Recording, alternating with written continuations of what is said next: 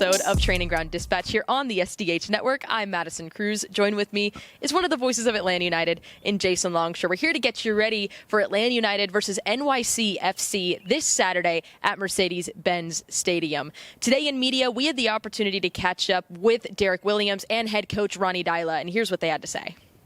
When you lose momentum in a game like that, how do you go about getting back on track with that and then also not letting it weigh you down for the rest of the match? Yeah, it's just it's coming together as a team and noticing, right, being a bit sloppy here. Let's make sure we stay tight. If we have to maybe drop in a low block and just soak up some pressure and like spin in behind, slow the game down, especially if we're playing from home and their fans are loud and it's kind of giving them momentum. Try to drown the noise out of the stadium, so it's slowing it down, walking the throw-ins. But then there's also another side of it is keeping the ball better. It's having that extra pass, so they're running extra. So there's so many different ways. It's just we need to do it in the game. We need to have a look around at each other and say, right, let's try this for a few minutes. Let's try this. And we did it at Cincy, but now we just need to continue doing it. In that match against Cincinnati, you utilized a lot of different players in your depth roster. How does that performance help you going forward in the rest of the season? It was good. As I said to Will afterwards, we get a new player today. You know, he really performed really well. We get Alexi as a 6. We saw that how that's going to be. We had Matt as a centre back. He can do that as well. So just give us more depth in our squad. And it's so nice when we have younger players coming in. And now it's a big chance that Luke is on the bench now also get the opportunity to be there. I see a lot of potential in him as well. And we need to have this homegrown young players that drives a different energy into the team. Because I think it's we are too settled. That's our squad. There's too many players in the same age, from 27 to 41. So like that is something that we need to look at over time. But then also the young players has to take the steps, and I think that's nice to see that they are capable to do it, and then they have to keep on driving. Derrick Williams, really interesting stuff. Always love when we get the chance to chat with him. I asked him about momentum because I think that's really important, especially when you look at the games Atlanta United has had in the last couple of days. I mean, you look at FC Cincinnati in that matchup. They go down 2-1. The momentum's gone at that point, but able to come back and get the second goal to tie it up. And I think that's really going to be important, especially going up against NYC. Yeah, it's big because we've seen this team at times when they lose momentum. Yeah, I've talked about this a lot. When you have the momentum and you're not getting goals to show for it, you're going to have a crash. You're going to have the momentum dissipate. The other team's going to have a chance to claim that. How do you deal with those moments? I thought it was really interesting what Derrick had to say about it. And they showed that they can in the Cincinnati game, where you're the better team, you get the goal, you have a deflected free kick that ends up breaking you. Yeah, you conceded the second one. That's not cool. But you picked yourself up and you went and you got a result out of it. That's progress. Now you need to continue to make more progress in that regard.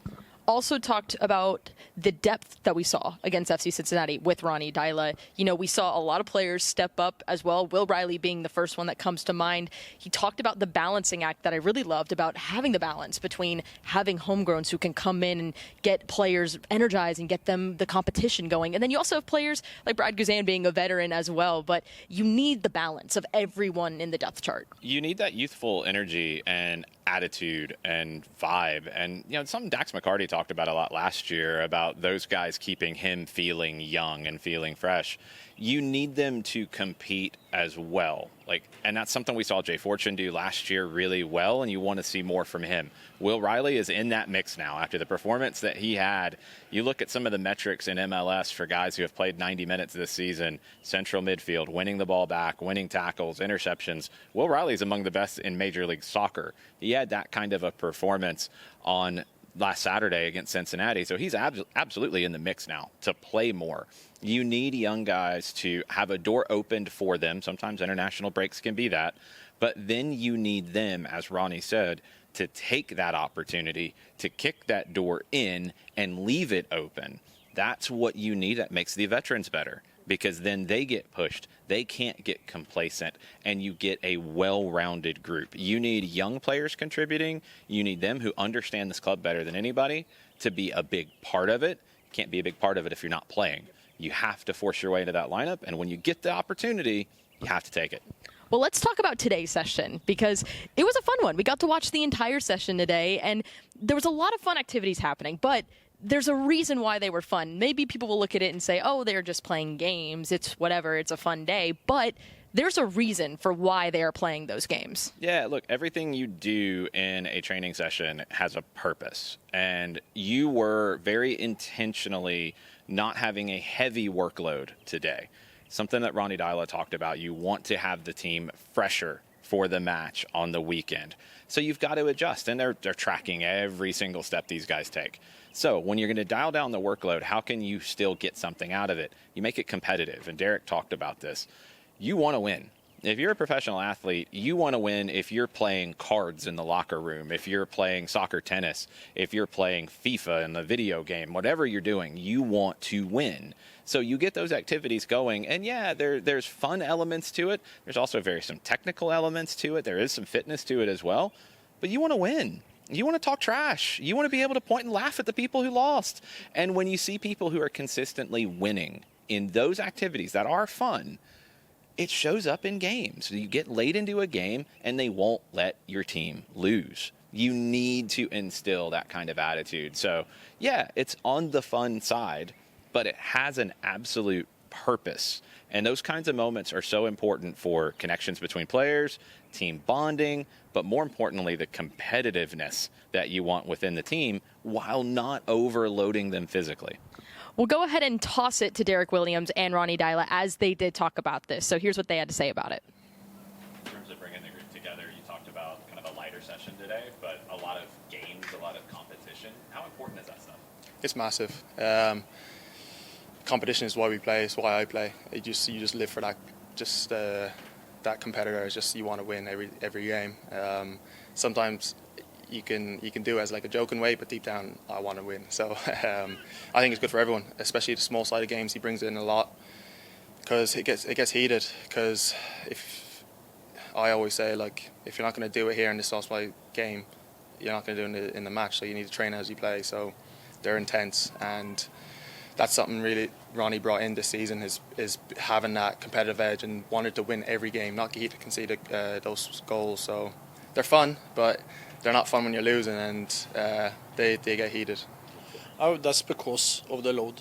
Okay. So you have seen another 2 last weeks because we needed to do something with. I think we were going too hard into the games. Okay. So now I take a little bit back to get the right balance, but we also then have to look at what do we do in the gym, what do we do on the pitch. What do we do about meetings? What do we do? Everything we have to look at and coordinate that as good as possible. So we can do more today than we did today. But again, now we have to take 1 step back to get 2 steps forward again. And it's fun. It's short. It is low intensity. It's restitution almost. And then we work also on individual things that they like to do. So it's a feel-good exercise today to get ready for tomorrow.